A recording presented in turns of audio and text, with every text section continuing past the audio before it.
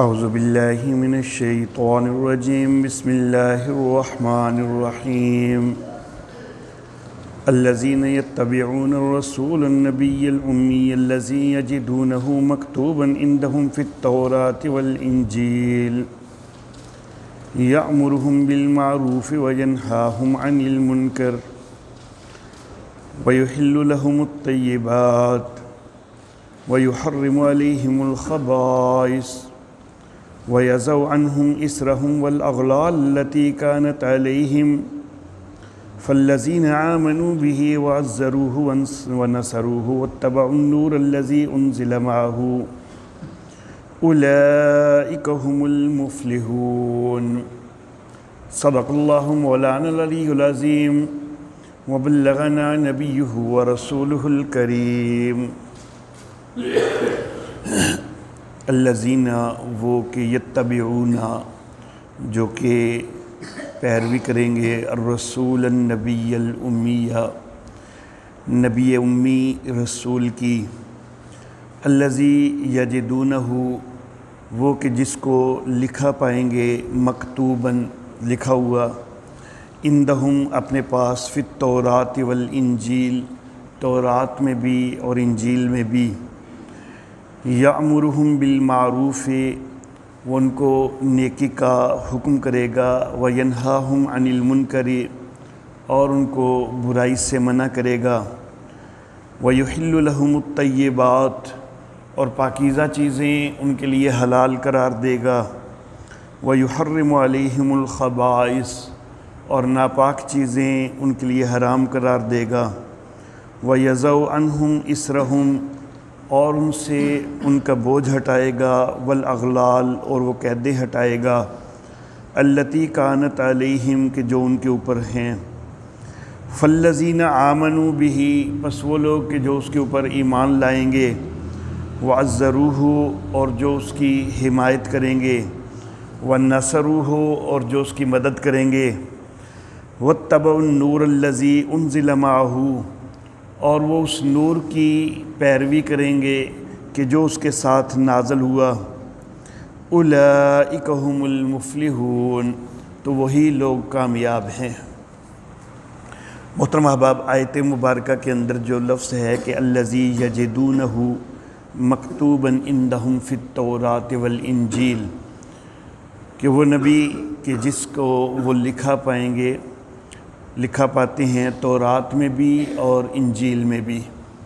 یعنی تورات میں بھی اس کی بشارات موجود ہیں اور انجیل میں بھی اس کی بشارات موجود ہیں۔ تو اس حوالہ سے تورات کی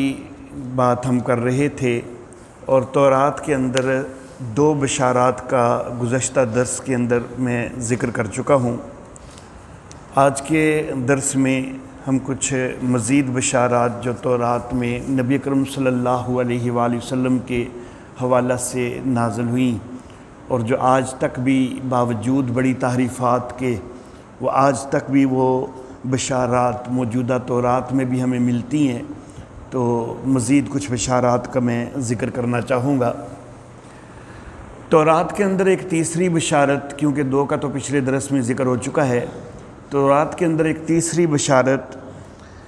تورات کی کتاب پیدائش کا 49واں باب اس کی 10ویں آیت ہے۔ اس کے الفاظ یوں ہیں: یہودا سے سلطنت نہیں چھوٹے گی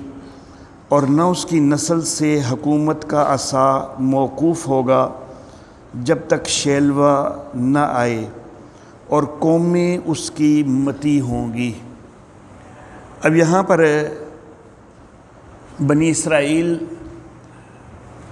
ان کے لیے سلطنت کا تذکرہ کیا گیا ہے کہ ان کے پاس سلطنت اور اختیار رہے گا اور حکومت کا عصا ان کے پاس رہے گا،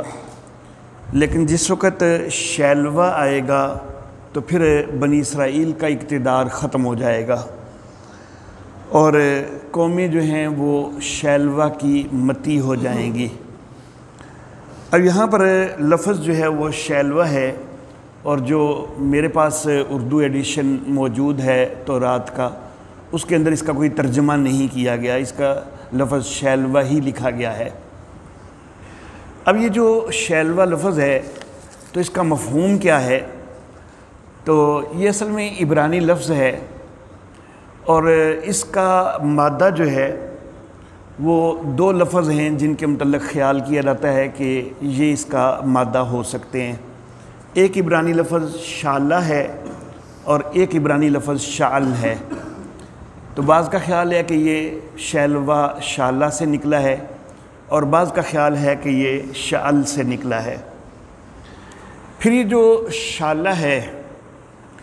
تو اس کے دو معانی ملتے ہیں۔ شالہ کا ایک معنی ہے امن، تو اگر شالہ کا معنی امن لیا جائے تو پھر شیلوہ کا معنی امن والا ہوگا یا امانت والا بھی ہو سکتا ہے، تو امین اور مامون کا معنی آئے گا۔ اور رحمت کائنات صلی اللہ علیہ وآلہ وسلم امین بھی تھے، مامون بھی تھے، تو یہ شالہ کا اگر معنی امن والا لیا جائے تو نبی اکرم صلی اللہ علیہ وآلہ وسلم کے ذات پر اس کا جو ہے وہ اطلاق ہوتا ہے۔ شالہ کا ایک دوسرا معنی ہے نکالنا، اور اگر یہ معنی لیا جائے شالہ کا تو پھر شیلوہ کا معنی بنے گا نکالا ہوا، جس کو نکال دیا گیا یا جس کو نکلنے پر مجبور کر دیا گیا، دوسرے لفظوں میں جس کو ہجرت پر مجبور کر دیا گیا۔ تو نبی اکرم صلی اللہ علیہ وآلہ وسلم آپ کو مکہ سے ہجرت پہ مجبور کیا گیا، آپ کو نکالا گیا، تو اس لحاظ سے بھی نبی اکرم صلی اللہ علیہ وآلہ وسلم کے لیے یہ لفظ بالکل درست بنتا ہے۔ اور اگر شالہ کا یہ شیلوہ کا ہم دوسرا مادہ لیں شعل، تو شعل کا معنی ہوتا ہے سوال، اور پھر شیلوہ کا معنی بنے گا کہ جس کے متعلق سوال کیا گیا۔ اور کون سے نبی ہیں کہ جن کے متعلق سوال کیا گیا ہے؟ تو وہ سیدنا ابراہیم علیہ نبینا علیہ الصلاۃ و تسلیمات، جب کعبہ کی دیواریں آپ نے اٹھائی ہیں تو اس وقت انہوں نے ایک دعا کی ہے، اور اس دعا کے اندر نبی اکرم صلی اللہ علیہ وآلہ وسلم کا اللہ کی بارگاہ میں سوال کیا ہے کہ یا اللہ یہاں پر ایک نبی جو ہے وہ مبعوث فرما دے۔ سورۃ البقرہ آیت نمبر 129 ہے۔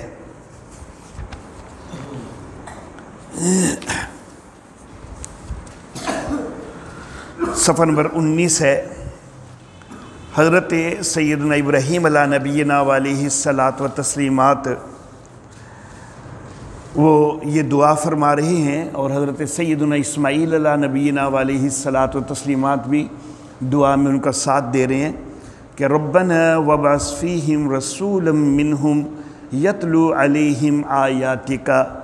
اے ہمارے رب مبعوث کر دے ان کے اندر ایک رسول انہی میں سے جو کہ ان کے اوپر تیری آیتوں کی تلاوت کرے، یعلمہم الکتاب والحکمہ،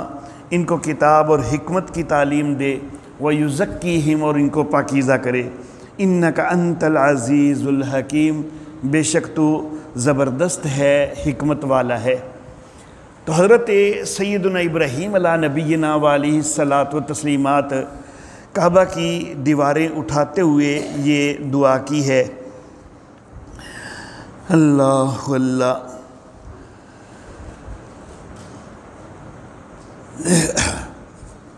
جیسا کہ آیت نمبر 127 میں لفظ ہیں وَإِذْ يَرْفَعُ إِبْرَاهِيمُ الْقَوَاعِدَ مِنَ الْبَيْتِ وَإِسْمَاعِيلُ، جس وقت ابراہیم علیہ السلام اس گھر کی بنیادیں اٹھا رہے تھے اور اسماعیل علیہ السلام بھی تو یہ دعا کر رہے تھے، تو اس دعا کے ذیل میں ہی یہ نبی اکرم صلی اللہ علیہ وآلہ وسلم کے لیے بھی دعا ہے۔ اب کعبہ وہ یقینی طور پر اس کے اندر تو کسی دلیل کی ضرورت نہیں ہے کہ وہ کعبہ جو ہے وہ تو مکہ مکرمہ میں ہے، تو مکہ مکرمہ کے اندر ایک نبی آنے کی دعا کی جا رہی ہے، اور مکہ کے اندر جو نبی آئے ہیں تو وہ نبی اکرم صلی اللہ علیہ وآلہ وسلم ہی آئے ہیں۔ تو شعل جس کا سوال کیا گیا، شعل سوال، اور شیلوہ جس کے متعلق سوال کیا گیا، تو جس کو سوال کر کے اللہ سے مانگا گیا، تو تو وہ میرے آقا محمد عربی صلی اللہ علیہ وآلہ وسلم ہی بنتے ہیں۔ میں نے یہ عرض کیا ہے کہ میرے پاس جو اردو ایڈیشن ہے تو اس کے اندر شیلوا کا ترجمہ نہیں کیا گیا۔ میں نے مادہ کے لحاظ سے جو عبرانی زبان کے اندر اس کا مادہ بنتا ہے تو اس کے لحاظ سے میں نے 3 معانی جو ہیں وہ بتائے ہیں۔ بائبل کے جو مفسرین ہیں تو وہ اس کی ایک تفسیر جو ہے وہ ان لفظوں میں کرتے ہیں کہ شیلوا کا معنی ہے کہ وہ جس کے لیے ہے۔ شیلوا کا معنی وہ یہ کرتے ہیں کہ وہ جس کے لیے ہے۔ اب یہ ترجمہ جو ہے یہ ایک مبہم ترجمہ بن جاتا ہے، وہ جس کے لیے ہے، کیا ہے وہ اس میں ذکر کوئی نہیں ہوا اس ترجمے میں، تو یہ ایک ترجمہ مبہم ترجمہ بن جاتا ہے۔ لیکن اس کے ابہام کو دور کرنے کے لیے ان کا کہنا یہ ہے کہ شیلوا کا لفظی معنی تو یہ بنتا ہے کہ وہ جس کے لیے ہے، لیکن وہ ہے کیا اس کی تھوڑی وضاحت ضروری ہے، تو وہ کہتے ہیں کہ وہ جس کے لیے حکومت ہے، تو وہ یہ معنی جو ہے وہ کر دیتے ہیں کہ وہ جس کے لیے حکومت ہے۔ تو میں یہ عرض کرنا چاہوں گا کہ اگر یہ معنی کیا جائے کہ وہ جس کے لیے حکومت ہے تو پھر بھی اس کا مصداق نبی اکرم صلی اللہ علیہ وآلہ وسلم وہ یقیناً بن جاتے ہیں۔ نبی اکرم صلی اللہ علیہ وآلہ وسلم ریاست مدینہ کے سربراہ بنے اور پھر آپ ہی کی قائم کردہ جو ریاست ہے تو اس کا اقتدار جو ہے وہ ارض فلسطین پر بھی ہوا اور ارض شام پر بھی ہوا خلفائے راشدین کے دور میں، تو وہ تو نبی اکرم صلی اللہ علیہ وسلم کی قائم کردہ ہی ریاست تھی۔ تو وہ جس کے لیے حکومت ہے تو وہ اس علاقے کی جو کہ بنی اسرائیل کا علاقہ ہے تو اس علاقے کی حکومت بھی نبی اکرم صلی اللہ علیہ وآلہ وسلم کے خلفاء کو حاصل ہوئی ہے، اور بنیاد اس حکومت کی وہ نبی اکرم صلی اللہ علیہ وآلہ وسلم نے ہی رکھی ہے۔ تو پھر بھی اس کا معنی جو ہے وہ نبی اکرم صلی اللہ علیہ وآلہ وسلم پر صادق آ جاتا ہے۔ اور حکومت کا لفظ انہوں نے اپنے پاس سے بڑھایا ہے کیونکہ ایک مبہم چیز تھی وہ جس کے لیے ہے، تو اس ابہام کو دور کرنے کے لیے انہوں نے حکومت کا لفظ بڑھا دیا۔ ہم یہ کہتے ہیں کہ اس ابہام کو دور کرنے کے لیے شریعت کا لفظ بھی تو بڑھایا جا سکتا ہے، کیونکہ معاملات دینی جو ہیں وہ شریعت سے متعلق ہوا کرتے ہیں، تو یہ ایک پیشین گوئی کی جا رہی ہے، تو یہ شریعت کے حوالہ سے بھی تو ہو سکتی ہے کہ وہ جس کے لیے شریعت ہے، تو وہ شریعت کے جو ساری کائنات کے اوپر پھیلنے والی، جو ساری انسانیت کے لیے آنے والی اور جو مکمل شریعت ہے جس کے اندر اعلان موجود ہے کہ الیوم اکملت لکم دینکم واتممت علیکم نعمتی ورضیت لکم الاسلام دینا، وہ والی شریعت تو نبی اکرم صلی اللہ علیہ وآلہ وسلم پر ہی نازل ہوئی ہے، جو کہ ساری انسانیت کے لیے یا ایھا الناس انی رسول اللہ الیکم جمیعا، تو جو سب سے بڑی شریعت ہے تو اس کا مصداق بھی میرے آقا صلی اللہ علیہ وآلہ وسلم بنتے ہیں۔ تو گویا کہ شیلوا کے لفظ کے 5 معانی وہ بنائے جا سکتے ہیں، اور ہر معنی جو ہے وہ نبی اکرم صلی اللہ علیہ وآلہ وسلم کی ذات پر بڑا پوری طرح جو ہے وہ صادق آتا ہے۔ تو پھر یہ پیشین گوئی نبی اکرم صلی اللہ علیہ وآلہ وسلم کے حوالہ سے یقیناً بنتی ہے۔ تورات کے اندر ایک چوتھی بشارت، تورات کی کتاب استثناء جو کہ تورات کا 5واں حصہ ہے، اس کے 18ویں باب کی آیت نمبر 15 سے 18 تک کی عبارت یوں ہے: اور خداوند تیرا خدا تیرے لیے تیرے ہی درمیان سے یعنی تیرے ہی بھائیوں میں سے میری مانند ایک نبی برپا کرے گا،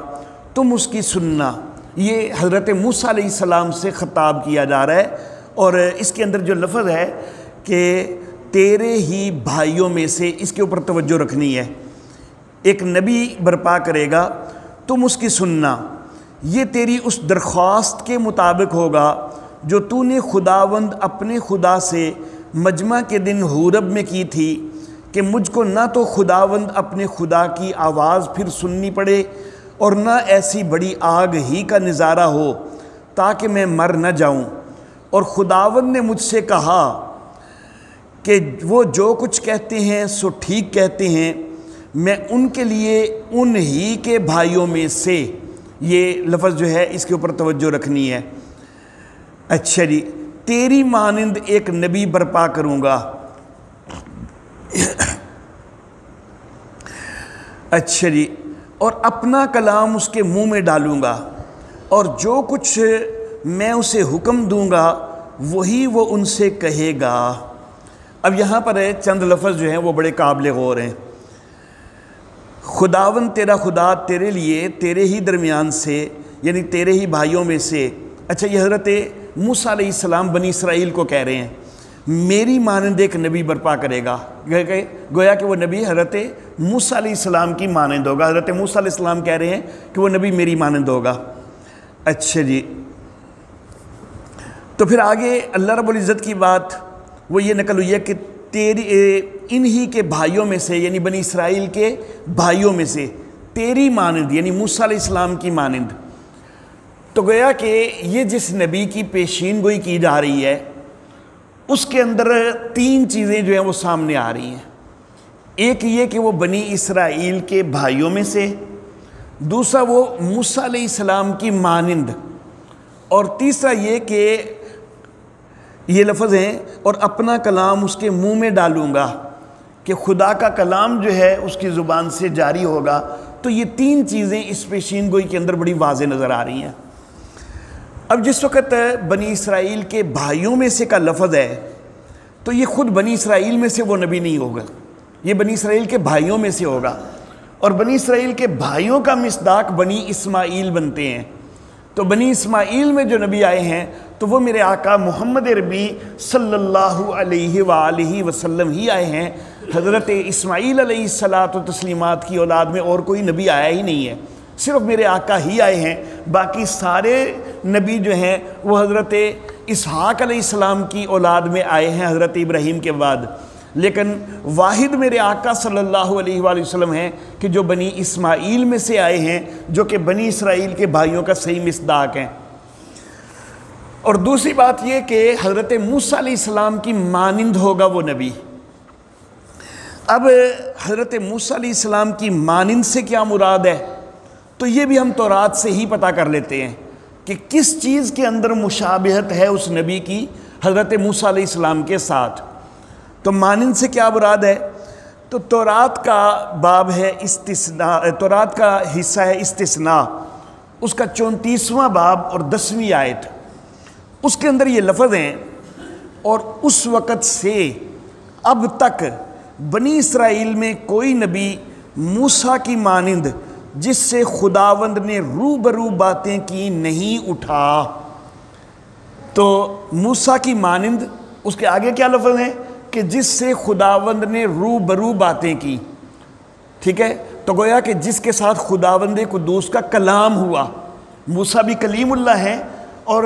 نبی اکرم صلی اللہ علیہ وآلہ وسلم سے اللہ رب العزت کا کلام ہوا ہے معراج کی رات میں۔ تو گویا کہ یہاں پر اس نبی کی پیشین گوئی کی جا رہی تھی کہ جو موسیٰ علیہ السلام کی مانند ہو، اور موسیٰ علیہ السلام کی مانند سے کیا مراد ہے وہ خود تورات بتلا رہی ہے کہ مانند سے مراد یہ ہے کہ جس سے اللہ رب العزت کا روبرو یعنی براہ راست کلام ہوا ہے، اور وہ صرف اور صرف میرے آقا محمد عربی صلی اللہ علیہ وآلہ وسلم ہیں کہ حضرت موسیٰ علیہ السلام کے بعد جتنے نبی آئے ہیں ان میں سے کسی کے ساتھ بھی اللہ رب العزت نے براہ راست کلام نہیں کیا، فرشتے کے ذریعے وحی بھیجی ہے یا دل کے اندر القاء کی ہے، دل کے اندر الہام کی ہے، لیکن جو براہ راست اللہ رب العزت نے کلام کیا ہے تو وہ حضرت موسیٰ علیہ السلام کے بعد واحد میرے آقا محمد عربی صلی اللہ علیہ وآلہ وسلم ہیں کہ جن کے ساتھ براہ راست کلام کیا ہے۔ یہ جو لفظ ہیں یہ حضرت موسیٰ علیہ الصلاۃ والتسلیمات کی وفات کے بعد کا تذکرہ کرتے ہیں۔ اس سے پہلے حضرت موسیٰ علیہ السلام کی باقاعدہ وفات کا ذکر ہے اور ان کی تدفین کا ذکر ہے، بنی اسرائیل کا ان کے اوپر سوگ منانے کا ذکر ہے، یہ سارا ذکر کر کے تو اس کے بعد یہ لفظ ہیں اور اس وقت سے اب تک بنی اسرائیل میں کوئی نبی موسیٰ کی مانند جس سے خداوند نے روبرو باتیں کی نہیں اٹھا۔ تو یہ حضرت موسیٰ علیہ السلام کے بعد یہ عبارت تورات میں شامل کی گئی ہے۔ شامل کب کی گئی ہے؟ کس نے کی ہے؟ دیکھیں 971 قبل مسیح میں حضرت سیدنا سلیمان علیہ نبینا علیہ الصلاۃ و تسلیمات، ان کے بیٹے رجعام کی حکومت تھی، اور اس وقت ایک مصری حکمران سیسک اس نے یروشلم کے اوپر چڑھائی کر دی تھی، اور جو حضرت سیدنا سلیمان علیہ السلام نے ہیکل تیار کیا تھا جس کو ہیکل سلیمانی اول کہا جاتا ہے، تو وہ اس نے تباہ و برباد کر دیا۔ تورات کے سارے نسخے اس نے جلا دیے اور ہیکل سلیمانی کے خزانوں کو بھی لوٹ لیا، اس نے بڑی ساری تباہی جو ہے وہ پھیلائی۔ اس کے بعد یہودیت کے پاس تورات موجود نہیں تھی، یہودیت کے پاس کوئی تورات کا نسخہ ان کے پاس موجود نہیں تھا۔ یہ 971 سال حضرت عیسیٰ علیہ السلام سے پہلے کیا یہ واقعہ ہے، اور صدیوں تک تورات مفقود رہی ہے۔ پھر 624 قبل مسیح میں، وہ ہے 971 کا واقعہ اور یہ 624 قبل مسیح کا، گویا کہ تقریباً 250 سال بعد 250 سال بعد تورات جو ہے دوبارہ بنی اسرائیل کے اندر آئی ہے۔ کیسے آئی ہے؟ 624 قبل مسیح میں جس وقت یوسیہ کا دور ہے تو وہاں ایک سردار کاہن ہے خلقیہ، اس کو کہیں جو ہے وہ تورات کا ایک نسخہ جو ہے وہ کسی جگہ سے جو ہے وہ ملا ہے، کسی معبد میں سے جو ہے، تو وہ ایک بچ گیا تھا کوئی جو کہ چھپا رہ گیا، تو وہ اس کو کہیں سے مل گیا۔ اب تورات جو ہے وہ دوبارہ منظر عام پر آئی، لیکن بہت تھوڑا عرصہ تورات منظر عام پر رہی ہے، بہت تھوڑا عرصہ۔ یہ واقعہ 624 قبل مسیح کا ہے جب تورات دوبارہ سامنے آئی ہے، اور 586 یا 587 قبل مسیح، گویا کہ اس سے چند سال بعد ہی بابل کا حکمران ہے بخت نصر، جس کو بنو قد نظر بھی کہا جاتا ہے، اس نے پھر ایک دفعہ یہودی ریاست کے اوپر چڑھائی کر دی ہے، اور اس نے پھر بہت زیادہ جو ہے وہ تباہی پھیلائی ہے۔ تورات کے نسخے جو ہیں وہ سارے اس نے بھی ضائع کر دیے، جلا دیے، اور تورات ایک دفعہ پھر جو ہے یہودیت میں سے مفقود ہو گئی۔ پھر حضرت سیدنا عزیر علیہ نبینا علیہ الصلاۃ و تسلیمات 444 یا 445 قبل مسیح میں انہوں نے تورات جو ہے یا تو اللہ رب العزت کی طرف سے الہام کے ذریعے یا پھر وہ کوئی نسل در نسل ان تک یادداشتوں کے ذریعے پہنچی تھی، اور انہوں نے جو ہے وہ باقاعدہ لکھوائی ہے۔ تو حضرت عزیر علیہ الصلاۃ و تسلیمات نے جب تورات لکھوائی ہے حضرت موسیٰ علیہ السلام سے کئی سو سال بعد، اور اسی وجہ سے کہ یہود کا ایک طبقہ وہ حضرت عزیر علیہ الصلاۃ و تسلیمات کو خدا کا بیٹا قرار دیتا ہے، عزیریہ اس طبقے کو کہا جاتا ہے۔ دور حاضر میں بہت محدود ہو گئے وہ لوگ جو اس طبقہ کے لوگ ہیں، لیکن بہرحال یہ ایک طبقہ یہود کے اندر رہا ہے۔ دور حاضر میں تو جو ہے وہ کئی یورپی جو ہے وہ یہ دعویٰ کر دیتے ہیں اور مسلمانوں پر اعتراض کر دیتے ہیں کہ بھائی تمہاری کتاب کہتی ہے کہ یہودی کہتے ہیں کہ عزیر ابن اللہ، حالانکہ یہودی تو یہ کوئی نہیں کہتے۔ تو یہ اعتراض کیا جاتا ہے مسلمانوں پر کہ قرآن نے معاذ اللہ ثم معاذ اللہ یہ غلط بیانی کی ہے کہ یہودی حضرت عزیر کو اللہ کا بیٹا قرار دیتے ہیں۔ تو میں یہ عرض کرنا چاہوں گا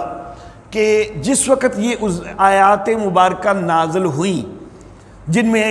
عیسائیوں کے متعلق کہا گیا کہ وہ حضرت عیسیٰ علیہ السلام کو اللہ کا بیٹا کہتے ہیں، اور یہودیوں کے متعلق کہا گیا کہ وہ حضرت عزیر علیہ السلام کو اللہ کا بیٹا کہتے ہیں،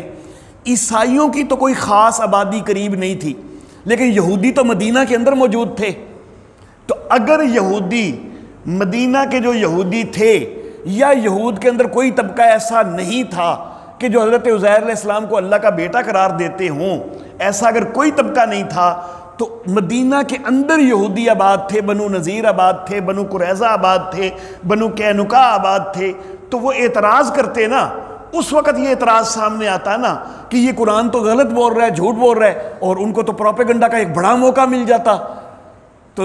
لیکن اس وقت کسی یہودی کی زبان سے یہ نہیں نکلا کہ ہم کب کہتے ہیں. تو معلوم ہوا کہ اس وقت وہ کہتے تھے. اس دور میں وہ بڑے محدود ہو گئے، نہ ہونے کے برابر ہو گئے. تو اس کا یہ مطلب نہیں کہ یہودیوں کے اندر یہ نظریہ تھا ہی نہیں. تو بہرحال یہود حضرت عزیر علیہ السلام کو اللہ کا بیٹا اسی بنا پر کہتے تھے کہ انہوں نے ہمیں تورات جو ہے وہ دوبارہ جو ہے وہ ہمارے سامنے کی ہے. تو جب حضرت عزیر علیہ السلام نے تورات جو ہے وہ لکھی ہے تو اس کے اندر انہوں نے یہ لفظ جو ہے یہ اضافہ کیا ہے کہ اور اس وقت سے اب تک، یعنی حضرت عزیر علیہ السلام کے دور تک بنی اسرائیل میں کوئی نبی موسیٰ کی مانند جس سے خداوند نے روبرو باتیں کی نہیں اٹھا. یعنی اس کے بعد اب تک کئی نبی آئے تو ہیں، ان لفظوں سے ظاہر ہو رہا ہے، لیکن کوئی ایسا نبی کہ جس سے خداوند قدوس کا کلام ہوا ہو، ایسا نبی کوئی نہیں آیا. تو حضرت عزیر علیہ السلام کے دور میں گویا کہ ابھی تک وہ نبی نہیں آیا تھا کہ جو اس پیشین گوئی کا مصداق ہو. جو پیشین گوئی یہاں پر کی گئی ہے کہ حضرت موسیٰ علیہ السلام کی طرح کا وہ آئے گا، مانند آئے گا، تو اس پیشین گوئی کا ابھی تک انتظار ہو رہا تھا حضرت عزیر علیہ السلام کے دور میں بھی. اچھا جی، تو بہرحال یہ سارے حقائق جو ہیں یہ واضح کرتے ہیں کہ یہ پیشین گوئی بڑی واضح طور پر نبی اکرم صلی اللہ علیہ وآلہ وسلم کے لیے ہی ہے، کیونکہ نبی اکرم صلی اللہ علیہ وآلہ وسلم ہی حضرت موسیٰ علیہ السلام سے اس مشابہت کو رکھتے ہیں کہ جو مشابہت خود تورات کے اندر موجودہ تورات کے اندر ہمیں موجود ملتی ہے کہ جس نے خداوند قدوس سے روبرو کلام کیا ہو. اس کے بعد یہ کہ یہ لفظ بھی ہے کہ اپنا کلام اس کے منہ میں ڈالوں گا. اور یہ کون سے نبی ہیں کہ جنہوں نے یہ کہا کہ جن کے اوپر یہ آیت مبارکہ نازل ہوئی کہ وَمَا يَنْتِقُ عَنِ الْهَوَىٰ إِنْ هُوَ إِلَّا وَحْيٌ يُوحَىٰ، کہ نبی اپنی مرضی سے کچھ نہیں بولتے ہیں، وہ تو اللہ کا جو حکم ہوتا ہے اسی کو وہ بولتے ہیں. تو یہ وَمَا يَنْتِقُ عَنِ الْهَوَىٰ والے نبی وہ نبی اکرم صلی اللہ علیہ وآلہ وسلم ہیں کہ اللہ کا کلام آپ کی زبان مبارک سے جاری ہو رہا ہے. اچھا جی، تورات کے اندر ایک 5ویں بشارت نبی اکرم صلی اللہ علیہ وآلہ وسلم کے حوالہ سے، اور یہ بشارت جو ہے یہ اس لحاظ سے بڑی اہم ہے کہ اس کے اندر باقاعدہ اس علاقے کا بھی ذکر ہے کہ جس کے اندر وہ نبی آنا ہے، باقاعدہ نام لے کے اس علاقے کا ذکر ہے. اور دوسری بات یہ اس لحاظ سے بھی بڑی اہم ہے یہ والی پیشین گوئی کہ اس میں جو ہے یہ بالکل حضرت عیسیٰ علیہ السلام کی وفات کے قریب ہے، جو بالکل حضرت موسیٰ علیہ السلام کی، جو موسیٰ علیہ السلام کا بالکل آخری خطاب ہے نا بنی اسرائیل کو، تو یہ پیشین گوئی اس میں ہے. تو اس لیے بڑی اہمیت رکھتی ہے کہ حضرت موسیٰ علیہ السلام کے بالکل آخری خطاب میں ہے، اور اس کے اندر باقاعدہ اس جگہ کا بھی ذکر ہے کہ جس جگہ پر وہ نبی آنا ہے. اور جیسا کہ میں انشاءاللہ آئندہ دروس میں ذکر کروں گا کہ انجیل کے اندر جو پیشین گوئیاں ہیں ان میں بھی جو حضرت عیسیٰ علیہ السلام کا بالکل آخری خطاب ہے اس کے اندر پیشین گوئیاں خاص طور پر موجود ہیں. تو حضرت موسیٰ علیہ السلام کا بھی اپنی زندگی میں جو آخری خطاب ہے اس کے اندر جو ہے وہ پیشین گوئی موجود. حضرت عیسیٰ علیہ السلام کا بھی رفع آسمانی سے پہلے جو آخری خطاب ہے تو اس کے اندر بھی پیشین گوئی موجود ہے. تو یہ بہت بڑی اہمیت والی بات ہے. اللہ اللہ. اچھا جی، استثناء کا 33واں باب ہے، آیت نمبر 1 اور 2. اور مرد خدا موسیٰ نے جو دعائے خیر دے کر اپنی وفات سے پہلے بنی اسرائیل کو برکت دی وہ یہ ہے، اور اس نے کہا خداوند سینا سے آیا اور شعیر سے ان پر آشکارا ہوا، وہ کوہ فاران سے جلوہ گر ہوا اور لاکھوں قدسیوں میں سے آیا. اب یہاں پر 3 مقامات کا باقاعدہ ذکر کیا جا رہا ہے. خداوند سینا سے آیا، کوہ شعیر سے آشکار ہوا اور کوہ فاران سے جلوہ گر ہوا۔ 3 علاقوں کا باقاعدہ ذکر کیا گیا ہے۔ اب یہ خداوند آیا، اس سے مراد ہے کہ خدا کی وحی آئی، خدا کا پیغام آیا، اللہ رب العزت کی شریعت آئی۔ تو شریعت ان 3 علاقوں میں آ رہی ہے۔ ایک تو خود حضرت موسیٰ علیہ السلام کا علاقہ ہے، وادی سینا وہی ہے، تو اس کے اندر شریعت موسوی نازل ہو رہی ہے، اس کا ذکر ہے یہاں پر۔ کوہ شعیر جو ہے یہ فلسطین کے علاقے میں ہے، اور فلسطین کا علاقہ وہ علاقہ ہے کہ جہاں پر حضرت عیسیٰ علیہ الصلاۃ و تسلیمات نے دعوت و تبلیغ کی ہے، تو کوہ شعیر کے اندر جو شریعت آئی ہے وہ عیسوی شریعت اس سے مراد ہے۔ اور کوہ فاران جو ہے تو وہ مکہ کے پہاڑ ہیں کہ جن کو فاران کہا جاتا ہے، تو یہاں پر باقاعدہ کوہ فاران کا تذکرہ ہے۔ تو مکہ کے اندر جو شریعت آئی ہے تو وہ میرے آقا محمد عربی صلی اللہ علیہ وآلہ وسلم کی شریعت ہی ہے، تو یہ شریعت محمدی کی طرف باقاعدہ اشارہ ہے۔ اور یہ جو میں دعویٰ کر رہا ہوں کہ کوہ فاران مکہ کے پہاڑ ہیں، اس دعوے کو بھی میں تورات ہی سے ثابت کرتا ہوں۔ موجودہ جو تورات ہے اس کے اندر یہ موجود ہے کہ یہ علاقہ جو ہے فاران کا وہ مکہ کا ہے۔ کیسے موجود ہے؟ تورات کی کتاب پیدائش 21واں باب آیت نمبر 17 سے آیت نمبر 21 تک کی عبارت یوں ہے: